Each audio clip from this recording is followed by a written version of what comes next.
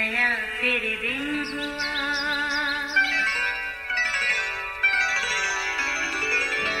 नया फिर दिन हुआ, पुरानी रात का करे सो शुक्र हम खुदा की जात का, खुदा की जात का नया फिर दिन हुआ।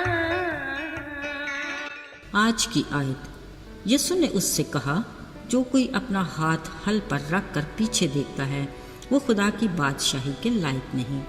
लूका 9 बाब 62वीं आयत। अजीजों, काश्तकारी का अमल देखने की हद तक तो दिलचस्प ज़रूर है, मगर हकीकत है कि मेहनत तलब और चैलेंजिंग पेशा है। सब्र और बर्दाश्त के साथ ज़मीन तैयार करने से लेकर फसल गत्थे में जमा करने तक कदम कदम पर मेहनत और मशक्क़त दरकार है। इस सारे अमल के हर मरहले पर किसान को खुदा की कुदरत का तजर्बा हासिल होता है और मुशाहिदे के लिए भी कोई नई चीज़ मिलती है। मसलन सख्त ज़मीन को नरम करना, मिट्टी से कंकर निकालना, खेत को बाकायदा शक्ल देना, बेहतर बीज का चुनाव, खाद डालना, वक्त पर बीज बोना, फालतू जड़ी बूटियों को निकालना, आबियारी करना, फसल के तैयार होने तक का इंतज़ार, कटाई, फसल की सफाई और फिर हिफाजत से रखना। इसके साथ साथ अच्छे बुरे मौसम की परवाह किए बगैर इन सारे कामों के लिए होशियार बेदार रहना किसान की जिम्मेदारी में शामिल है, जिसमें रत्ती भर सुस्ती की गुंजाइश नहीं। एक मेहनती और जिम्मेदार किसान जब एक बार अपना हाथ हल पर रख लेता है तो फिर वो पीछे मुड़कर अपना वक्त ज़ाया नहीं करता, बल्कि अपने ट्रैक पर नजरें जुमाए आगे बढ़ता, कामयाबी के साथ अपने टारगेट तक की रसाई की तगदो में रहता है। अजीज़ों, सामने देखना, आगे बढ़ना और मंजिल तक पहुंचना, यही तो बामकसद और कामयाब ज़िंदगी के ज़रूरी असूल हैं। ज़रा ध्यान दें तो इन असूलों की हमारी ज़िंदगी में किस कदर अहमियत है।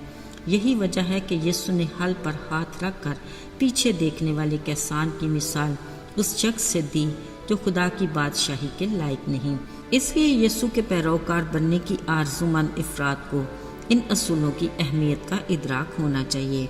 उनकी ज़मीनी ज़िंदगी के दौर में बहुत से उनकी शख्सियत से मुतासर होकर उजलत में यीशु के साथ रहने का फैसला करते थे, लेकिन वो उन्हें लफ्ज़ी नहीं बल्कि अमली पैरोकार बनने की हकीकत से आगाह करना चाहते थे। एक बार यूं ही राह चलते किसी ने यीशु से कहा, जहाँ कहीं तू जाएगा मैं तेरे पीछे चलूँगा। यीशु ने जवाब में कहा, लोमड़ियों के बट होते हैं और हवा के परिंदों के घोंसले, मगर इब्ने आदम के लिए सर धरने की जगह नहीं। यानी ये कि अगर एक बार हल पर हाथ रखना है तो फिर पीछे मुड़कर देखने की गुंजाइश नहीं होगी। फिर दूसरे से कहा, मेरे पीछे चल। उसने कहा, आए खुदान, मुझे इजाज़त दे कि पहले जाकर अपने बाप को दफन करूं। यीशु ने उससे कहा, मुर्दों को अपने मुर्दे दफन करने दे, लेकिन तू जाकर खुदा की बादशाही की खबर फैला। मतलब ये कि हल पर हाथ रख लिया, अब पीछे मुड़कर देखना नहीं चाहिए बल्कि आगे बढ़ना चाहिए। यूं ही एक और ने भी कहा, आए खुदावंद, मैं तेरे साथ चलूँगा ज़रूर, मगर पहले मुझे इजाज़त दे कि अपने घर वालों से रुखसत हो आऊँ। अजीज़ों, यीशु ने उससे वाज़े अल्फाज में कहा, जो कोई अपना हाथ हल पर रख कर पीछे देखता है वो खुदा की बादशाही के लायक नहीं। याद रहे, यीशु के पीछे चलने की वाहिद सूरत यही है कि हर रोज़ अपनी सलीब उठाएं, खुदी का इनकार करें और उसके पीछे हो लें। यानी हल पर हाथ रखें, अपने सामने के ट्रैक पर नजरें जुमाएं और आगे बढ़ते जाएं और अपनी मंजिल यानी हमेशा की ज़िंदगी के वारिस बने। अजीज़ों, तंग रास्ते पर चलने वाले मुसाफिर का कठिन सफ़र ज़रूर है, मगर खुदा का कलाम हर कदम पर हमारी रहबरी करता है। उसके वादे हमारे ईमान की मजबूती का बायस होते हैं। यकीनन ना तो वो हमसे दस्तबरदार होता है और ना हमें छोड़ता है।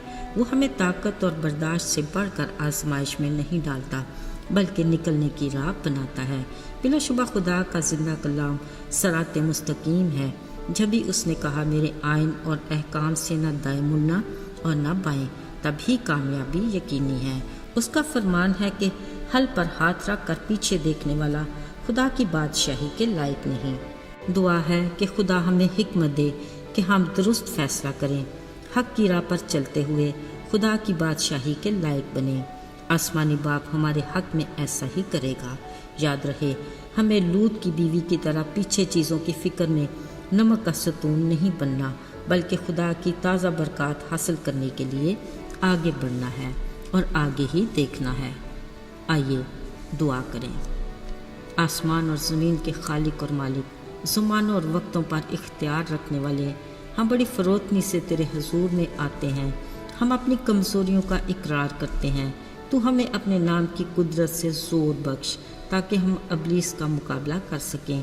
اے خدا، ہمیں اپنی رفاقت میں رکھ اور توفیق عطا کر کہ ہم تجھ ایمان کے بانی اور کامل کرنے والے یسوع کو تکتے رہیں، تاکہ ہر روز تیری تازہ برکات حاصل کر سکیں۔ یسوع کے بابرکت اور مبارک نام میں آمین۔